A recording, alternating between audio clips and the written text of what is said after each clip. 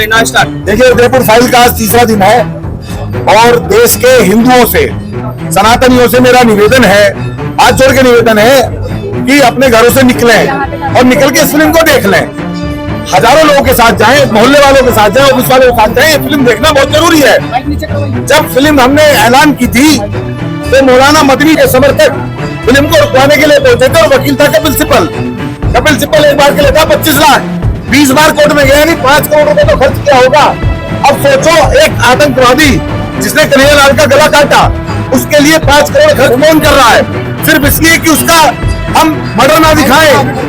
Film में अगर कन्हैयालाल का हत्यारा दिखेगा तो उसकी छवि खराब हो जाएगी।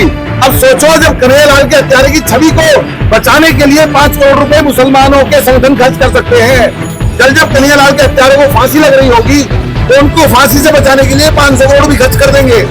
जब इनके पास कपिल सिब्बल होगा तो कन्हैयालाल के बेटे के पास कौन सा वकील होगा? हरीश साल्वे होना चाहिए, मुकुल रोहतगी होने चाहिए, तो वो भी तो करोड़ों रुपए में आएंगे। इसलिए हमने कहा है कि ये फिल्म पहली ऐसी फिल्म है देश की जिसकी कमाई जाएगी कन्हैयालाल के परिवार को, वरना तो वो बरी हो जाएंगे। जैसे मुंबई बम धमाके के आरोपी बरी हो गए, ऐसे ही इनके हत्यारे भी बरी हो जाएंगे। तो हिंदुओं, ये पैसा कलेक्शन के रूप में देश से आना जरूरी है और ये पैसा कन्हैयालाल के हत्यारों को फांसी के तख्ते पे लटकवाने के काम आएगा, क्योंकि सुप्रीम कोर्ट, हाई कोर्ट में हरीश साल्वे, मुकुल रोहतगी अगर नहीं है तो कोई किसी की सुनवाई नहीं होती है। कन्हैयालाल के परिवार ने 3 साल पहले अपने वकील के जरिए एक अर्जी लगाई थी माननीय सर्वोच्च न्यायालय में कि उनके पिता के मुकदमे को डे बाय डे सुना दे फास्ट ट्रैक कोर्ट में, लेकिन चूंकि वकील वैसा नहीं था तो 3 साल में उस पर सुनवाई नहीं हुई। कपिल सिब्बल आया तो 3 दिन में फिल्म स्टे हो गई।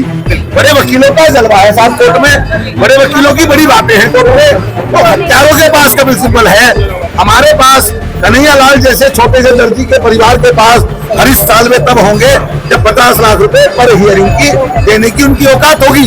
इसलिए मैंने कहा देश भर से 100-200 करोड़ रुपए इकट्ठा करके कन्हैयालाल के परिवार को दे दो। और अगर इसमें भी हिंदुओं को दिक्कत है तो बताओ फिर ये जय श्री राम, हर हर महादेव, ये सनातनी होने का ढोंग किस लिए है? किस बात का इंतजार है कि जैसे कन्हैया की गर्दन कटी, कमलेश तिवारी की गर्दन कटी, जैसे कलमा आता है कि नहीं आता, ये पूछ के पहलगांव में तुमको कुत्ते की मौत मार दिया गया, ऐसे ही मरना चाहते हो तो ऐसी फिल्में बंद कर देंगे हम बनाना, फिर हम भी सैयारे जैसी फिल्में बनाएंगे जिनमें नंगिया लड़कियां नाचेंगी, लड़के नाचेंगे। आपको बताइए क्या हुआ था सिनेमा घरों के अंदर, कितना जो है छिछालेदार हुआ भारतीय संस्कृति का। आप सोचो, आप इस देश में सैयारा वाले युवा हो या फिर कश्मीर फाइल या फिर उदयपुर फाइल वाले युवा हो। क्या कारण है कि राजस्थान में से ज्यादा हॉल में आपकी पिक्चरें नहीं लग पा रही? देखिए, राजस्थान में अभी मुझे यश साहू का फोन आया, उनका बेटा है कन्हैयालाल जी का, वो रो रहा था, बहुत परेशान था, कह रहा था भाई साहब राजस्थान में उदयपुर में शो है, जयपुर में शो है, नागौर में नहीं है, जालोर में नहीं है, पाली में नहीं है, बीकानेर में नहीं है, झालावाड़ में नहीं है, गंगानगर में नहीं है, कोटा में नहीं, बूंदी में नहीं, टोंक में नहीं, पाली में नहीं और तो जोधपुर में भी नहीं है। अब हमने जब उसने कहा तो हमने पता किया तो सिनेमा घर वालों से बात हुई तो सिनेमा घर वाले कह रहे हैं कि हमारे यहाँ जो अधिकारी हैं पुलिस के, चाहे जोधपुर के कमिश्नर हो, चाहे वो बीकानेर के एसएसपी हो, वो कह रहे शो यहाँ नहीं लगेगा, हम यहाँ फिल्म को नहीं लगने देंगे, ये राजस्थान पुलिस का कहना है। तो जब अशोक गहलोत मुख्यमंत्री थे उस समय भी कन्हैयालाल का परिवार पुलिस के सामने गिरा रहा था, साहब हमारी जान बचा लो, साहब हमें सुरक्षा दे दो। फिल्म में भी देखा हमने और वो लोग हंस रहे थे। राजस्थान पुलिस ने कांग्रेस सरकार में कन्हैयालाल के परिवार को सुरक्षा नहीं दी और कन्हैयालाल की गर्दन उतर गई। अब राजस्थान पुलिस फिल्म उतार दे रही है। फिर राजस्थान पुलिस अगर अशोक गहलोत की सरकार में भी ऐसी थी और इस सरकार में भी ऐसी है तो कन्हैयालाल के परिवार के लिए बदला क्या है 3 साल में, ये पूछ रहा है यस साहू, क्या बदला है, क्या बदला है? सर एक सवाल और भी है कि जिस तरह से इस मूवी का पहले विरोध हुआ, उसके बाद में ये जब पर्दे पर आई उसके बाद में कुछ कट्टरपंथी भी इसको अभी भी टारगेट कर रहे हैं, क्या उनका मंसूबा है इस फिल्म को? वही तो मैं कह रहा हूँ कि मौलाना अरशद मदनी नहीं चाहता था फिल्म लगे जी, कपिल सिब्बल नहीं चाहता था फिल्म लगे जी, देश के मुसलमान नहीं चाहते थे फिल्म लगे और राजस्थान वाले भी नहीं चाह रहे फिल्म लगे। तो क्या मदनी मुख्यमंत्री है वहां का, उनके इशारे पे क्यों काम हो रहा है राजस्थान में? यही तो सवाल है हमारा। इस फिल्म के खिलाफ आने के लिए क्या इस्लामिक इकोसिस्टम काम कर रहा है अभी? अरे बॉलीवुड भी अंडरवर्ल्ड के टुकड़ों पे बल्ले वाला बॉलीवुड, अंडरवर्ल्ड के टुकड़ों पे बल्ले वाला बॉलीवुड, दाऊद इब्राहिम के छोटा शकील के सामने, छोटा राजन के सामने, टाइगर मेमन के सामने कुत्ते की तरह दुम हिलाने वाला बॉलीवुड नहीं चाहता इस देश में हिंदुत्व की कोई मूवी आए। इसलिए मैं स्किन भी कम मिली। कुछ काम तो बॉलीवुड ने कर दिया, सिनेमा कम देके, शो कम देके।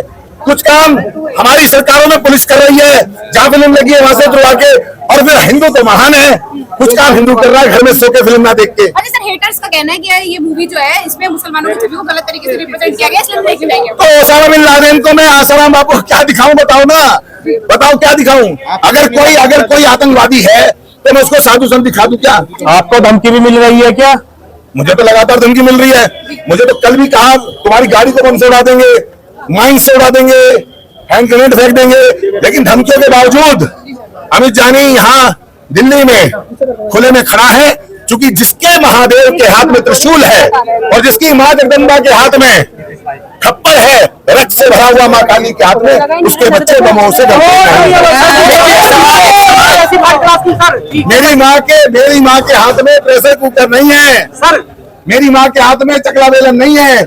मेरी माँ जगदम्बा के हाथ में तलवार है, त्रिशूल है, साष्टांग है, सुदर्शन चक्र है। तो मेरी माँ जब मेरे साथ है और वो भी त्रिशूल लेके, तो मुझे इन जिहादियों की बमों की धमकी से डरने की कोई आवश्यकता नहीं। से प्रोपोगेंडा मूवी आती है, पीके जैसी मूवी हिट हो जाती है, लेकिन ये एक तथ्य पे आधारित है, एक हकीकत है इस मूवी में, तो इसको क्यों फ्लॉप करने में लोग? मैंने यही कहा हिंदुओं से आज भी कि केदारनाथ मूवी आई थी, उसमें घोड़े वाला मुसलमान केदारनाथ मंदिर के महंत की पंडित जी की लड़की के साथ में इलू इलू कर रहा है पूरे केदारनाथ में। पूरी फिल्म में लव अफेयर दिखाया गया, वो आपने देखी। पीके में शिवजी भाग रहे हैं अपमानित हो गए आमिर खान से, बाथरूम में बंद हो गए, आपने देखी। आपने ओ माय गॉड देखी, और जितनी फिल्में देखी उन सारी फिल्मों में पैसा तुमने दिया है। जैसे मैं एक उदाहरण देता हूँ, अभी एक आमिर खान गैंग ने मूवी बनाई थी लापता लेडी, उसमें दिखाया गया हिंदू संस्कृति के अंदर जो घूमता है, घूमते के चक्कर में पत्नियां बदली गई। अब बताओ, घूमते में ज्यादा पहचान छुपती है, बुरके में छुपती है? क्या आमिर खान बुरके वाली पे कोई फिल्म बना सकता था? लापता मोहतरम, लापता मोहतरमा कोई फिल्म बन सकती थी? सॉफ्टली वार करते। तो मैं इनसे कह रहा हूं, तुमने आज तक खुद को गाली देने वाली फिल्में देखी हैं पैसे देके? एक फिल्म ऐसी भी देख लो, सोए हुए हिंदुओं, तुम्हें जगाने के लिए आए हैं, ताकि कन्हैया लाल के हत्यारों को फांसी पे लटका दोगे तुम टिकट खरीद के, और वो नहीं खरीदोगे 3 साल बाद जब वो दर्जी कन्हैया लाल का परिवार सिसकरा होगा, एक कोड़ी के लिए परेशान होगा, उसके पास पैसे नहीं होंगे, तो हम तो भले ही खड़ेंगे।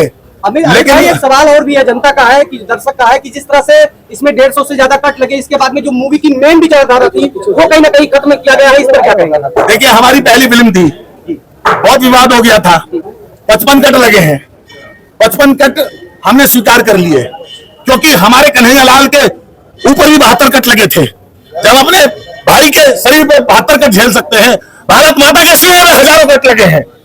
बंगाल में जो हो रहा है, कश्मीर में जो हो रहा है, दिल्ली में जो दंगा हुआ, ये माँ भारती के दामन को तार तार करके इन्होंने माँ भारती के सीने पे कट लगाए हैं।